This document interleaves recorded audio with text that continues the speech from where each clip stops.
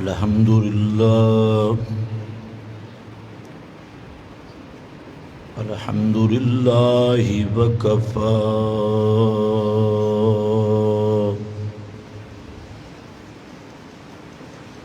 والصلاة والسلام على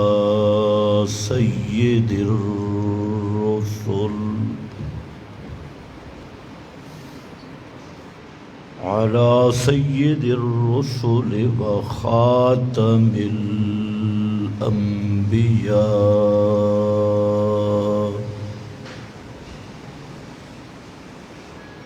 أما بعد فأعوذ بالله من الشيطان الرجيم بسم الله الرحمن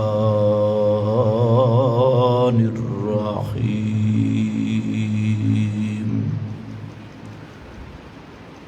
فاعلم أنه لا إله إلا الله سبحان ربك رب العزة عما يصفون وسلام على المرسلين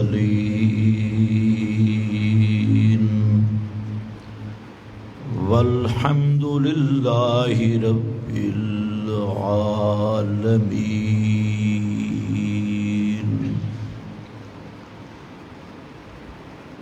انتہائی قابل قدر بزرگوں اور بھائیوں، یہ رمضان المبارک کا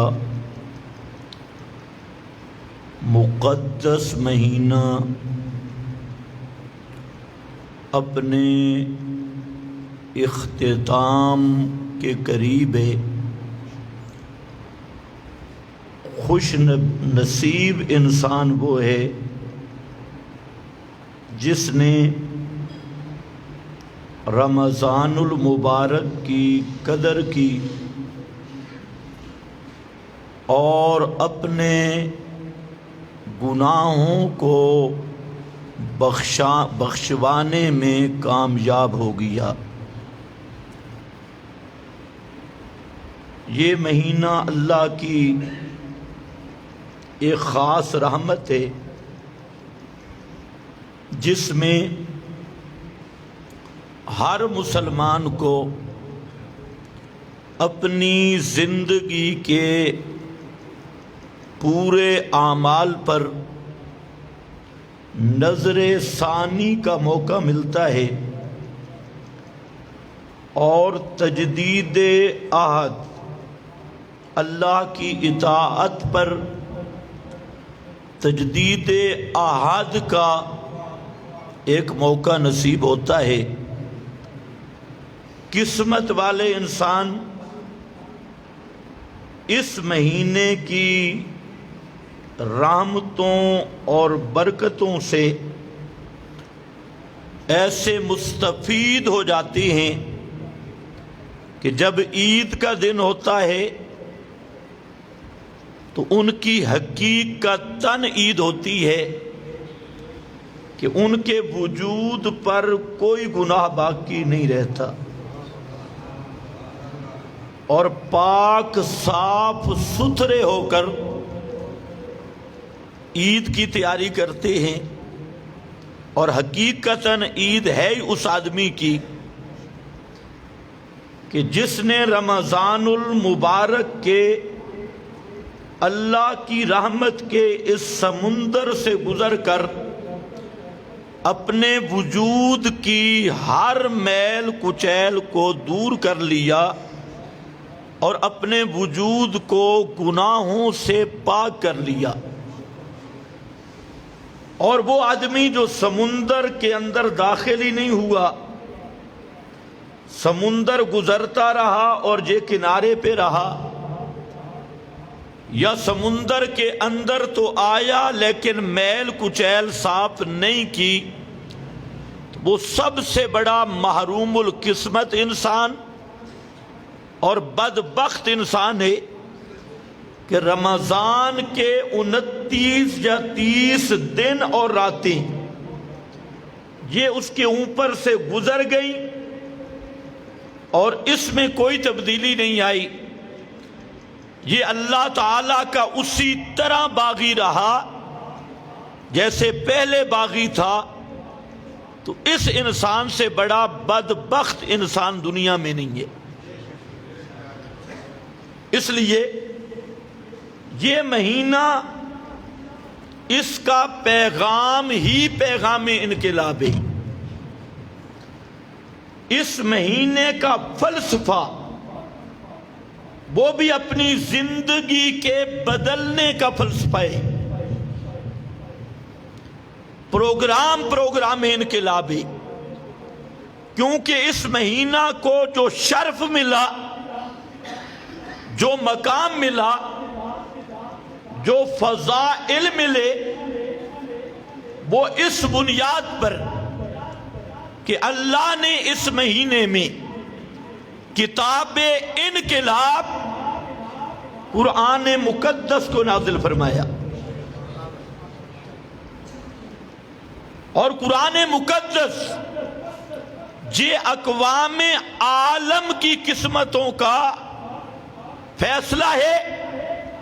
ایک انفرادی فیصلے ہوتی ہیں شب قدر میں، وہ 15 شعبان نہیں ہے،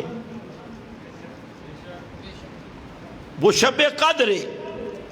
انا انزلناہ قرآنا انا انزلناہ فی لیلۃ مبارکہ انا انزلناہ فی لیلۃ القدر.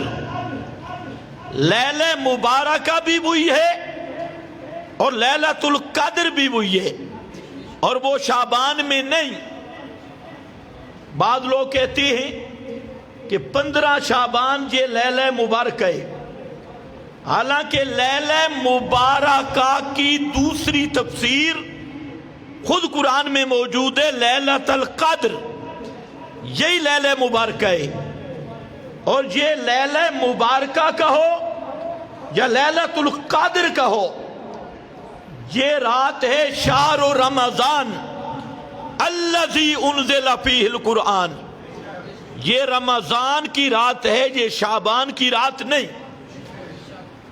اور یہ جو نصف شعبان پہ مجوسیوں کی طرح آتش بازی اور مختلف قسم کی عبادت کے نام پہ بدعات اور اللہ رسول کی سپیشل بغاوتیں کی جاتی ہیں مختلف پروگراموں کے تحت، تو اسلام میں علامہ ابن عربی مالکی مفسر ہیں، ان کی کتاب احکام القرآن، اس میں انہوں نے زبردست بحث کی اور انہوں نے فرمایا کہ میں نے پوری تحقیق کی کہ 15 شعبان کی فضیلت پر ایک بھی صحیح حدیث موجود نہیں.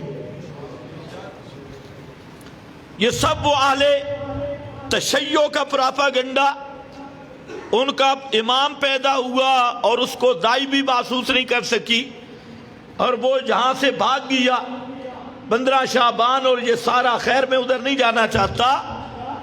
تو وہ رات جس میں قرآن آیا اس کو اللہ نے 2 نام دیے. ایک ہے مبارک رات، دوسرا ہے قدر والی رات. قدر کے 3 معنی، ایک قادر کا معنی شرف اور عزت والی رات، مقام اور شان والی رات، اور دوسرا قادر تقدیر سے. یہ وہ رات ہے جس میں انفرادی فیصلے، شخصی تقدیر کے فیصلے وہ بھی ایک درجے میں کیے جاتے ہیں، لیکن سب سے بڑا یہ کہ یہ وہ رات ہے جس میں اقوام عالم کی اجتماعی قسمت اور تقدیر کا فیصلہ کر دیا گیا. قرآن مقدس نازل کر کے اللہ نے پوری کائنات کی قسمت کا یہ فیصلہ کیا کہ اب قیامت تک خوش بخت وہ ہوگا، سعادت مند وہ ہوگا جو قرآن کو اپنا امام سمجھے گا، جو قرآن کو اپنا ہادی سمجھے گا، جو قرآن کو اپنا راہبر سمجھے گا، جو قرآن کو ہدایت کا مرکز سمجھے گا، جو قرآن کو ہدایت اور ایمان کا ماخذ سمجھے گا۔ قیامت تک وہ خوش قسمت ہے، اور بدبخت وہ ہے جو قرآن سے ہٹ کر کسی ملا کی کتاب، کسی پیر کی کتاب، کسی امام یا مولوی کی کتاب اس کو ایمان کا ماخذ سمجھ بیٹھے، ہدایت کا مرکز سمجھ بیٹھے۔ قیامت تک وہ شقی بھی ہوگا اور بدبخت بھی ہوگا۔ اللہ نے یہ فیصلہ کیا لیلۃ القدر میں، اس لیے فرمایا انا انزلناہ فی لیلۃ القدر، یہ ہے وہ قسمت کے فیصلوں والی رات، یہ ہے وہ خاص تقدیر کے فیصلوں والی رات۔ جو شخصی فیصلے بھی ضرور ہوتے ہیں، لیکن سب سے بڑا فیصلہ اس رات میں پوری کائنات اور تقدیر عالم، اقوام عالم کی تقدیر کا فیصلہ کر دیا گیا۔ اسی لیے اس رات کا نام رکھا گیا قادر بھی، اور اس کا نام رکھا گیا مبارک رات بھی، فی لیلۃ مبارکہ۔ نعرہ بالکل نہیں، میں تو مقرر نہیں ہوں، میں نے کچھ باتیں سمجھانی ہیں، بالکل کوئی آدمی نعرہ نہ لگے۔ توجہ آپ فرمائیں، بس اتنا کافی ہے۔ ساری کائنات کی قسمت کا فیصلہ اسی رات میں کیا۔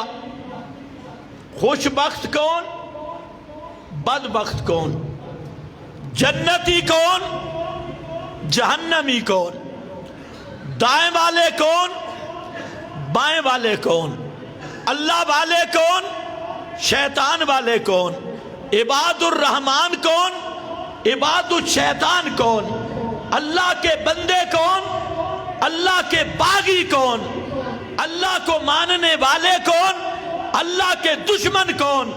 یہ فیصلہ ہوا قرآن کو بھیج کر، اور قرآن آیا بحیثیت ترازو کے۔ فرمایا انزل الکتاب والمیزان، یہ قرآن اس کائنات میں حق اور باطل کی کسوٹی بن کے آیا، حق اور باطل کا ترازو بن کے آیا، حق اور باطل کی ترکڑی بن کے آیا۔ یہ وہ کسوٹی آ گئی، المیزان۔ اب اپنے عقائد کو تولنا ہوگا قرآن کے میزان پہ، اپنے اعمال کو فٹ کرنا ہوگا قرآن کی کسوٹی پہ۔ یہ ہے خوش قسمتی۔ اور قرآن کو ترک کرنا، آج پوری دنیا میں مسلمان وسائل کے اعتبار سے جو مسلمانوں کے پاس وسائل ہیں، 14 صدیوں کی تاریخ دیکھ لے، اتنے وسائل کبھی نہیں تھے۔ آج جو مسلمانوں کے پاس افواج ہیں، 14 صدیوں کا مطالعہ کر لے، اتنی افواج کسی دور میں نہیں تھی۔ آج جو مسلمانوں کے پاس افرادی قوت ہے، دنیا کی تاریخ کا مطالعہ کر لے، ایسی افرادی قوت کسی زمانے میں نہیں رہی۔ وسائل کثرت کے ساتھ، افراد کثرت کے ساتھ، افواج کثرت کے ساتھ، ملک کثرت کے ساتھ، لیکن پورا عالم اسلام صلیب کی غلامی کرنے پہ مجبور، صہیونی طاقتوں کا، دجال اور طاغوتی نظام کی غلامی کرنے پر مجبور ہے۔ اس کی آخر وجہ کیا ہے؟ تو میرے بھائیوں، اگر مطالعہ کرو گے، وہ آدمی بھی تھے جو 313 نکلے تھے، یہی رمضان تھا، اور جن کی نصرت کے لیے آسمانوں سے جبریل بھی آ گیا، جن کی نصرت کے لیے اکیلا جبریل نہیں آیا، نوریوں کی فوج کو اجازت ملی، وہ بھی آ گئی۔ حالانکہ نوریوں نے قتل تو نہیں کرنا تھا، اگر قتل کرنے فرشتوں نہیں آنا تھا تو جبریل وہ ہے جس نے ایک پر پہ صدوم کی بستیوں کو الٹا کر دیا، تو 1000 بھیجنے کی ضرورت تھی؟ یہ وہ 1000 نوری کیوں آیا؟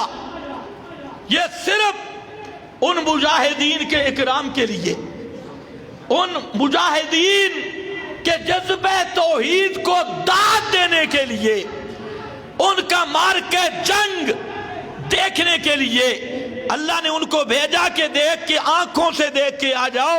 تم ہی تھے نا جو کہتے تھے نحن نسبح بحمدک ونقدس لک، کہ نئے خلیفہ کی ضرورت نہیں، ہم ہی تیری پاکیاں بیان کرنے والے، اور ہم خود بھی تیرے لیے پاک رہتے ہیں۔ اور میں نے کہا تھا نا انی اعلم ما لا تعلمون، آج اپنی آنکھوں سے منظر دیکھو، ایک طرف نری مادی قوت ہے اور ایک طرف ایمان کی حرارت ہے، ایک طرف قرآن والی فوج ہے، اور پیغمبر کریم جب کافروں کی طرف دیکھتے ہیں تو آپ چہرہ انور پھیر لیتے ہیں اور آسمان کی طرف ہاتھ بلند کرتے ہیں اور حوالہ کیا دیتے ہیں؟ اللہم ان تہلک ھذہ العصابہ، اللہ میں محمد مصطفیٰ کی یہ پوری زندگی کی محنت ہے، یہ میری پونجی ہے، اگر آج یہ شکست کھا گئے لن تعبد فی الارض ابدا، اللہ پھر تے کلے نو پکارن والا کوئی بھی زمین تے نہیں رہنا۔ اللہ اللہ کرنے والے ہوں گے، ذکر اذکار کی مجلسیں والے ہوں گے، لیکن لن تعبد فی الارض ابدا، تیری توحید کا نعرہ لگانے والا پھر زمین میں نہیں ملے گا۔ یوں کر کے پکارتے ہیں تو وہ لوگ 313 اتنی بڑی چٹان سے ٹکرا گئے، اور تاریخ کے وہ اوراق بھی ملتے ہیں، ایک قرآن والا 60,000 کے لشکر میں کود کیا، 60,000 کا لشکر ایک طرف، اور ایک ادھر قرآن کا نعرہ لگا کر 60,000 کے مقابلے میں آ گیا۔ اور جنگ قادسیہ دیکھو اور اپنی تاریخ کے اوراق دیکھو، کہیں 6 لاکھ ہیں، مقابلے میں 6,000 ہیں، کہیں لاکھوں کی تعداد ہے، وہ مسلح ہر قسم کے جدید اسلحہ سے لیس ہیں، لیکن جہاں ایمان والے ان کے ہاتھ میں تلواریں بھی نہیں ہیں، وہ لاٹھیاں لے کے لڑ رہے ہیں، کھجور کی لاٹھیوں سے جہاد کر رہے ہیں۔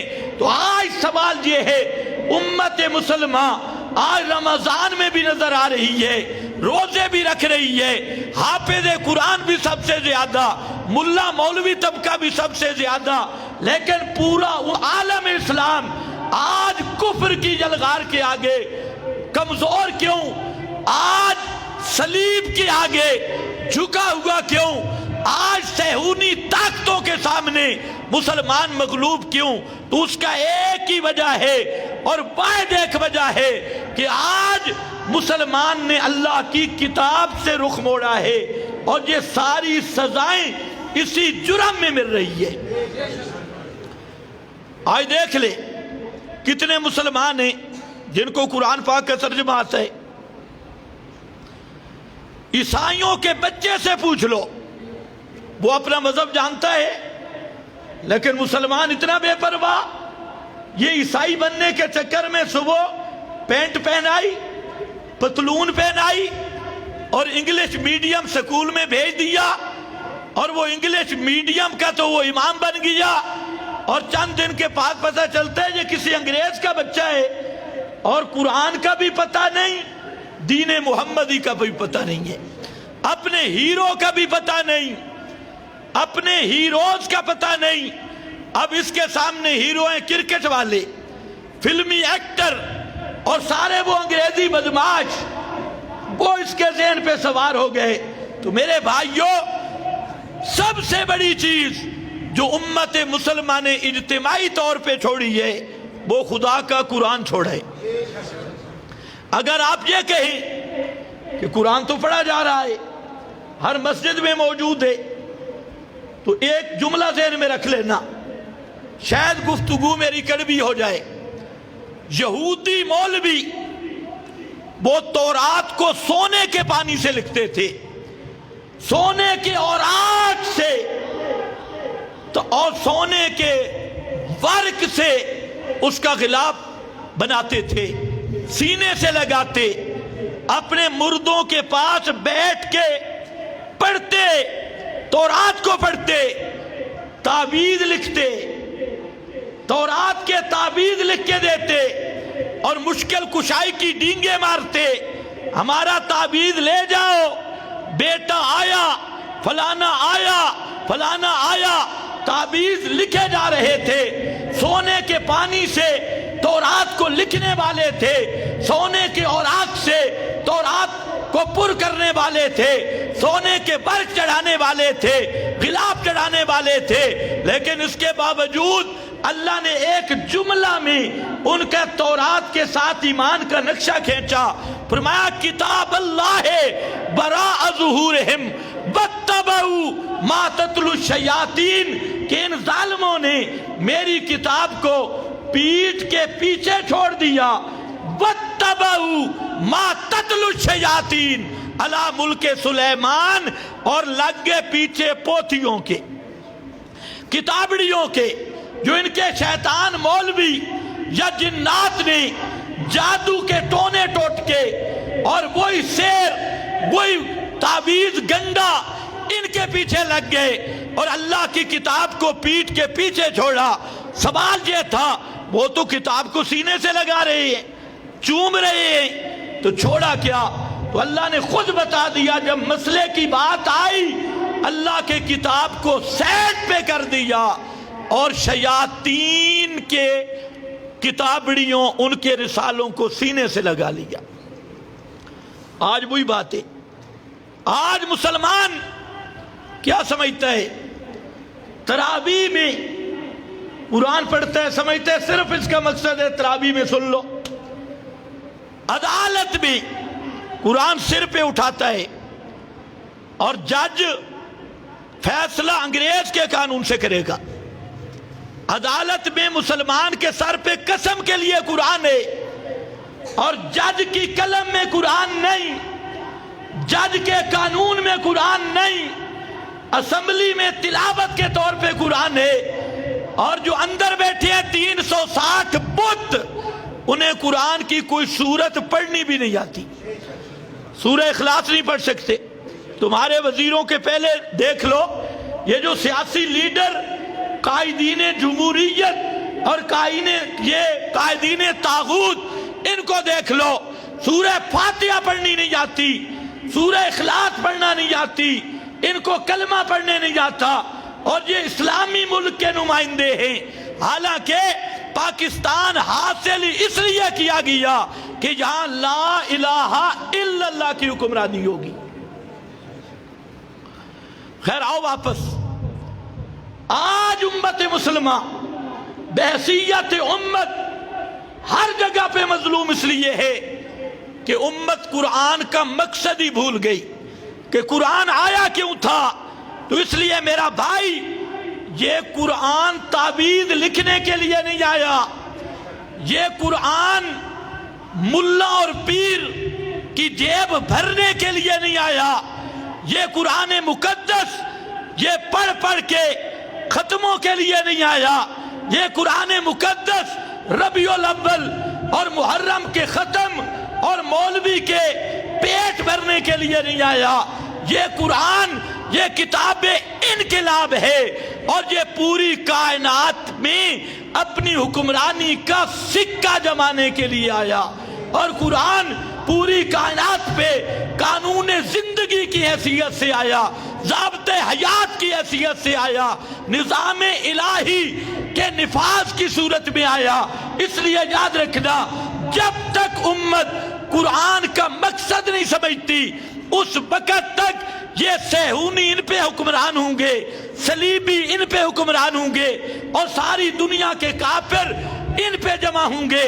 اور جس دن امت خواب غفلت سے اٹھے گی اور اللہ کی کتاب کو کتاب انقلاب سمجھ کر، محمدی پیغام سمجھ کر، محمدی نبوت اور محمدی رسالت کا میدان سمجھ کر، اللہ کا آخری ہدایت نامہ سمجھ کر، اس کو ایمان اور ہدایت کا ماخذ سمجھ کر، جب امت اس کو سینے سے لگائے گی تو آج بھی اللہ کی وہی نصرت آئے گی جو اس امت کے اوائل پہ نصرت آئی ہے. لیکن اس درد کو سمجھنے کی ضرورت ہے. قرآن آیا کیوں؟ انقلاب قرآنی کا سب سے پہلی بنیاد، پہلا نقطہ اور پیغام محمدی کا سب سے پہلا نقطہ وہ یہ نقطہ ہے، وہ شروع جہاں سے ہوتا ہے فَعْلَمْ أَنَّهُ لَا إِلَٰهَ إِلَّا اللَّهُ. فَعْلَمْ یہ ہے علم. فَعْلَمْ اس کا نام ہے علم. فَعْلَمْ علماء جانتی لا الہ الا اللہ. اللہ نے اپنے محبوب کو فرمایا میرے پیغمبر فَعْلَمْ یہ ہے علم. اس علم کو سینے میں محفوظ کر. وہ علم کیا ہے؟ فَعْلَمْ أَنَّهُ لَا إِلَٰهَ إِلَّا اللَّهُ. اللہ کا پورا قرآن مقدس یہ وہ علم الہی کا خزانہ، اس پورے قرآن کے علوم کا خلاصہ وہ ہے لا الہ الا اللہ. اور یہ وہ مقام تھا جس میں فعلم پہلے ہے، لا الہ الا اللہ بعد میں ہے. اور فرمایا میرا پیغمبر سمجھنے والا مسئلہ، جاننے والا مسئلہ، جس مسئلے کا علم یہاں امر کا صیغہ ذکر کیا، ہر مکلف پہ سیکھنا واجب ہے، ہر مرد پہ سیکھنا فرض ہے، ہر عورت پہ سیکھنا فرض ہے، ہر مسلمان پہ سیکھنا فرض ہے، ہر کلمہ گو پہ سیکھنا فرض ہے. پوری کائنات کے لیے نجات کے طور پہ جس کا سمجھ کے اقرار کرنا فرض ہے وہ ایک ہی جملہ ہے لا الہ الا اللہ محمد الرسول اللہ. اسی کا بیان ہے، اسی کا بیان ہے. جملہ کیا ہے؟ لا الہ الا اللہ. اب ذرا میرے ساتھ بولو گے، نہ نعرہ نہ سبحان اللہ، لیکن سبق دہرانا ہے لا الہ الا اللہ. میں کہتا ہوں خدا کی قسم اگر یہ جملہ سمجھ آ جائے، 7 لاکھ انبیاء کے علوم تم نے سینے میں محفوظ کر لیے. یہ جملہ سمجھ آ جائے، تورات انجیل زبور قرآن مقدس کے سارے علوم تمہارے سینے میں آ گئے. لیکن صرف طوطے کی طرح پڑھنا نہیں، اس جملہ کو سمجھ کے پڑھنا، اس کو جان کے پڑھنا، عقیدہ رکھ کے پڑھنا. اور عقیدہ تب ہوگا کہ پہلے سمجھو، پہلے علم ہو. اس کے میں 3 معنی عرض کرنے لگا ہوں اور تینوں معنی سمجھنے ضروری ہے. لا الہ الا اللہ ایک وہ معنی جو آپ نے یاد کیا ہوا ہے وہ میں نے سمجھانا ہے. کیا ترجمہ کرتے ہو؟ اللہ کے سوا عبادت کے لائق، بولو شاباش، اللہ کے سوا. میں نے سبق پڑھانا ہے، تقریر نہیں کرنی. اللہ کے سوا عبادت کے لائق کوئی نہیں. عبادت کیا ہے؟ بس یہاں بریک کے فیل. مولوی بھی اتنا معنی بیان کرتا ہے، اللہ کے سوا عبادت کے لائق کوئی نہیں. تو الہ بھی عربی، عبادت بھی عربی، عربی کا ترجمہ عربی میں کر دیا. تم پنڈی والوں کو کیسے سمجھ آئے گا الہ کس کو کہتی؟ الہ عربی تھا. اور عبادت بھی کیا ہے؟ بولو یار، عبادت بھی کیا ہے؟ قرآن سے بتاؤ. ان الذین یستکبرون عن عبادتی. قرآن عربی، عبادت بھی عربی. ضرورت اس بات کی ہے کہ ہم نے اپنی بولی میں سمجھنا ہے کہ الہ کا معنی کیا ہے. یہ معنی صحیح ہے، اللہ کے سوا عبادت کے لائق کوئی نہیں. لیکن عبادت کس چیز کا نام ہے؟ کوئی اس سے آگے چلے گا وہ کہہ دے گا اللہ کے سوا بندگی کے لائق کوئی نہیں. بندگی فارسی ہے، عبادت عربی ہے. तुम्हारी बोली में इलाह किसको कहती है? तवज्जो है मेरी तरफ? पूरी तवज्जो से बैठना है। इबादत किस चीज का नाम, बंदगी किस चीज का नाम, इसको उलमा ने थोड़ा खोला। अल्लामा बेज़ाबी, रूहुल मानी, अल्लामा राजी, खतीब शर्बीनी और ये सब मुफस्सिरीन इसको थोड़ा सा आगे करती हैं कि इबादत का माना गायत तज़ल्लुल, गायत इनकिसार, जिल्लत का आखिरी दर्जा, इनकिसार का आखिरी दर्जा, इज्ज का आखिरी दर्जा, जिल्लत का आखिरी दर्जा, इसको वो कहते हैं गायत तज़ल्लुल, गायत इज्ज, इज्ज व इनकिसारी का आखिरी मकाम और जिल्लत व आजिज़ी का आखिरी मकाम। लेकिन ये बात है समझने वाली कि आजिज़ी का आखिरी दर्जा, जिल्लत का आखिरी दर्जा, इसका क्या मतलब है? अगर जाहिर लिया जाए, अब जरा तवज्जो करना है, तो सिवाय सजदे के इबादत कोई इबादत नहीं, क्योंकि जिल्लत की इंतहा कहां होती है? सजदे में। जब आदमी जबीन जमीन पे रख देता है तो इससे आगे आजिज़ी का कोई दर्जा नहीं। अगर इबादत है आजिज़ी के आखिरी नुक्ते का नाम, आखिरी दर्जे का नाम, तो फिर सजदा के अलावा कोई इबादत इबादत नहीं। बात समझ रहे हो मेरी? फिर सजदा के अलावा कोई इबादत इबादत नहीं। हालांकि हमने शरीयत देखी, यहां पर तो हंसना भी इबादत है, यहां पर तो आकड़ना भी इबादत है। मुशरिक के सामने सीना अकड़ाना,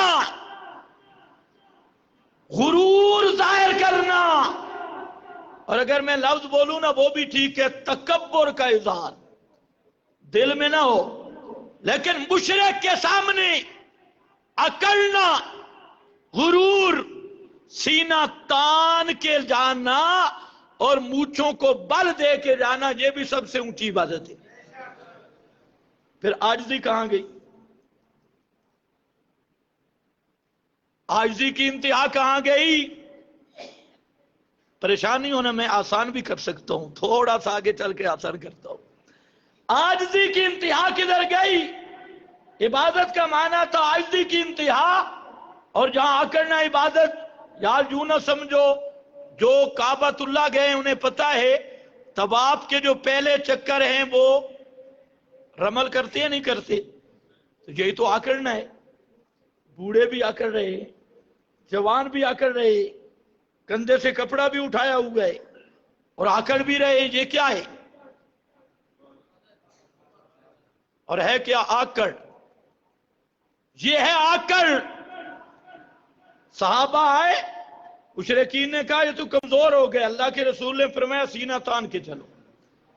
मुशरिक को पता चले कोई कमजोरी मुवाहिदों में नहीं आई, ये मुशरिक के सामने सीना तान के चलना, ये सबसे ऊंची इबादत है। तुम्हारी तहज्जुद से भी बड़ी इबादत है, तुम्हारी नफलों से भी ज्यादा बड़ी इबादत, कि मुशरिक और बिद्दी को अपना रौब दिखलाना, उसके सामने अकड़ना, उसके सामने इजहारे तकब्बुर करना, ये हर नफल से ऊंची इबादत, तहज्जुद से ऊंची इबादत, जिक्र और अज़कार तन्हाई से ऊंची इबादत। तो फिर आजिज़ी कहां गई? इबादत तो आजिज़ी का नाम है। तो इसलिए याद रखो, तज़ल्लुल दो तरह है, एक है तज़ल्लुल आज़ा का, जिसको कहते हैं तज़ल्लुल जबारे, हाथों का, घुटनों का, माथे का, और एक है तज़ल्लुल क़ल्बी, दिल का तज़ल्लुल। दिल का तज़ल्लुल कहती है अकीदा को, यहां वो आजिज़ी नहीं कि जो जवारे से आजिज़ी की जाए, यहां वो आजिज़ी नहीं। अगर वो आजिज़ी हो फिर अकड़ना इबादत नहीं, अगर वो आजिज़ी आज़ा वाली हो फिर सजदे के अलावा कोई इबादत नहीं। हालांकि क़ियाम इबादत, दौड़ना इबादत, चलना इबादत, अकड़ना इबादत, सोना इबादत, لیٹنا عبادت، ہنسنا عبادت، رونا عبادت، یہ ساری چیزیں عبادت میں آ رہی ہے، تو وہ تذلل اور عاجزی ہے دل کی، جس کا نام ہے عقیدہ۔ اسی لیے امام ابن القیم رحمت اللہ تعالی علیہ منیہ میں فرماتے ہیں العبادت عبارت عن الاعتقاد والشعور بأن للمعبود سلطة غیبیة يقدر بها على النفع وعلى الضرر فكل دعاء وثناء ونداء ينشأ من هذا الاعتقاد فهي العبادة۔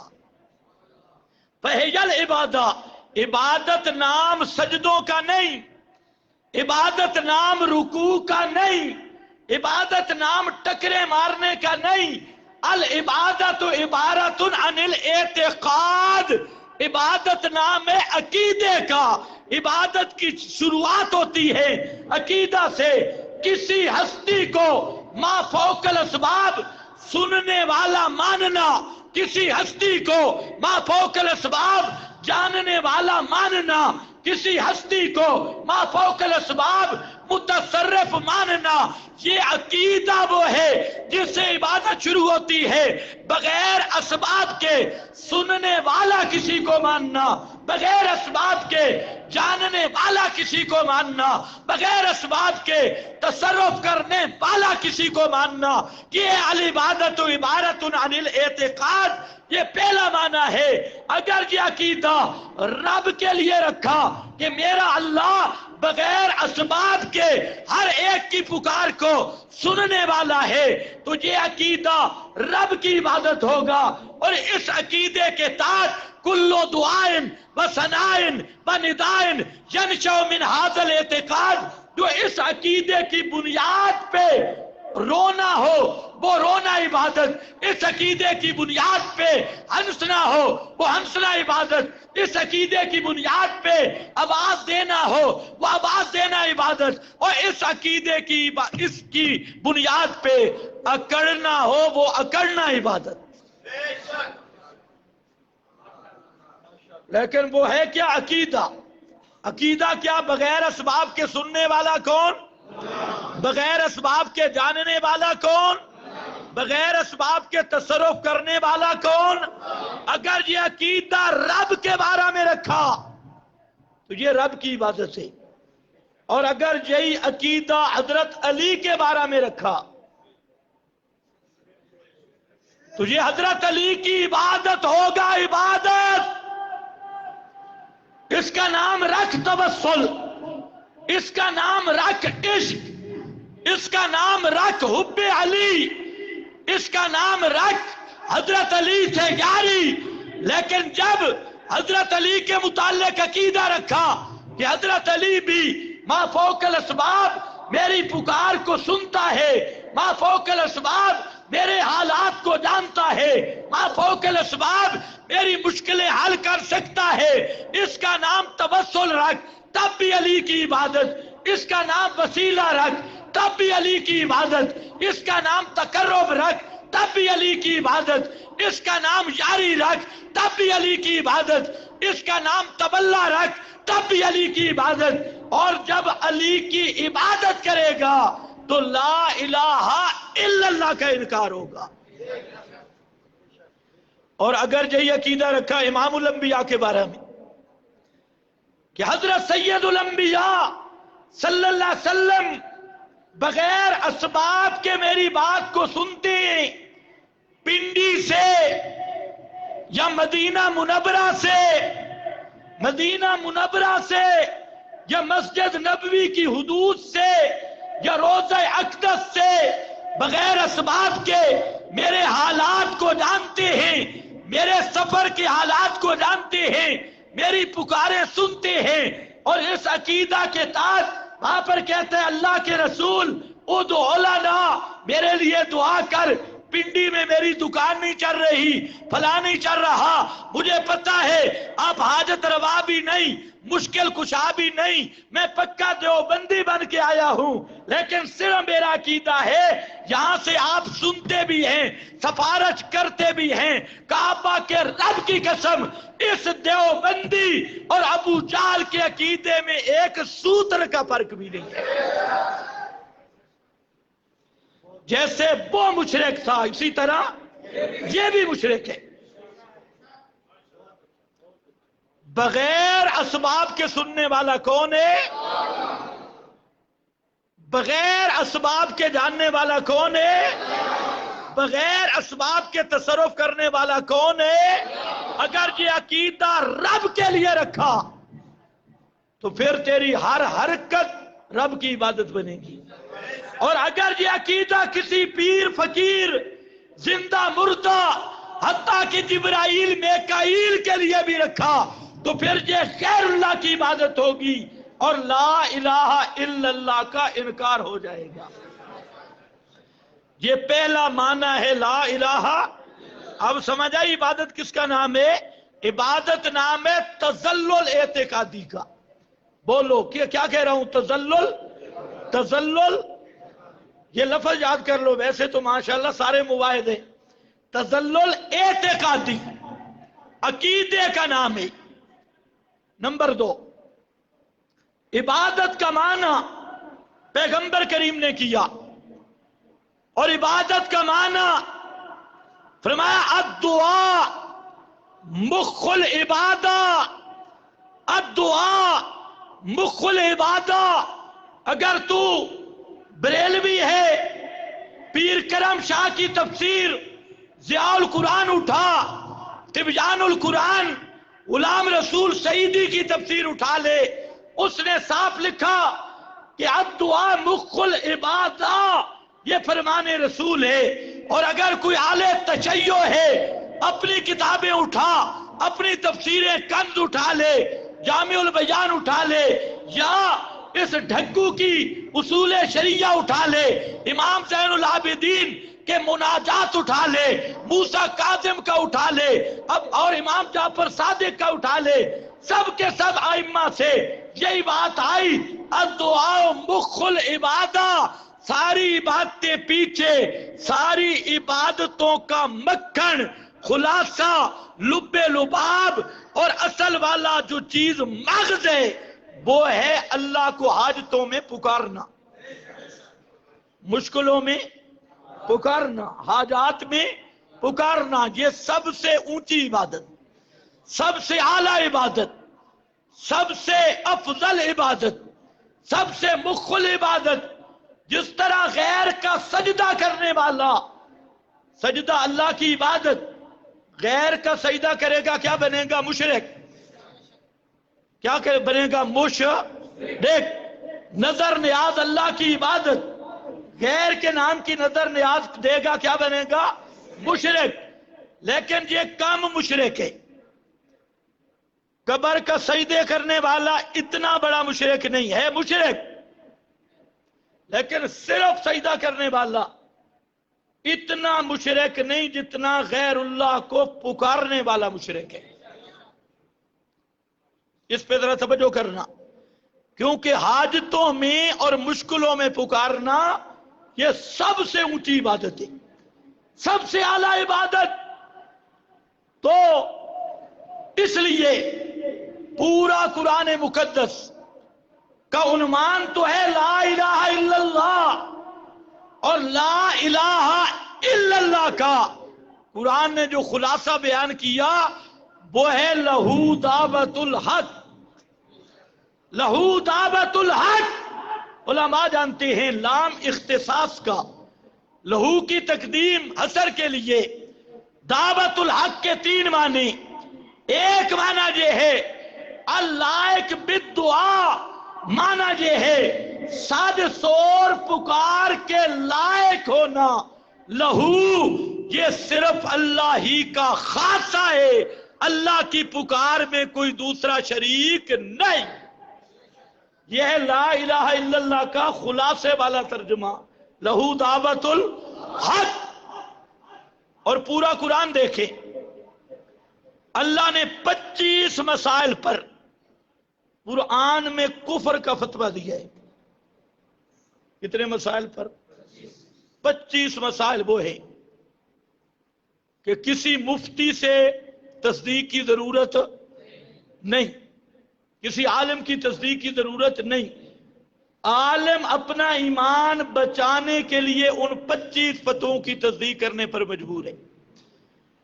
ان میں ایک فتویٰ سورۃ الاحقاف کی شروع میں ہے، اور فرمایا وَمَنْ أَضَلُّ مِمَّنْ يَدْعُو مِن دُونِ اللَّهِ، اس سے بڑا کافر کوئی نہیں. ممن، وہ آدمی، یدعو من دون اللہ، جو اللہ کے سوا کسی غیر کو پکارے. کوئی تقسیم نہیں کی. جبریل کو پکارے تب، میکائیل کو پکارے تب، حضرت عیسیٰ کو پکارے تب، حضرت عزیر کو پکارے تب، اللہ کے سوا امام الانبیاء کو پکارے تب، کسی زندہ کو پکارے تب، کسی مردہ کو پکارے تب. من دون اللہ من لا یستجیب لہ الی یوم القیامہ، قیامت تک پکارتا رہے، وہ اس کی پکار کا جواب نہیں دے سکتے، کیونکہ وہ پکار کے لائق نہیں. پکار کے لائق وہ ہے قال ربکم ادعونی استجب لکم، یہ ہے پکار کے لائق. مجھ کو پکارو، مجھ کو. پکار کے لائق کا کیا معنی؟ اور مجھے پکارو گے، پکار پر نتیجہ مرتب ہوگا. اور جس کو بھی پکارو گے وما دعاء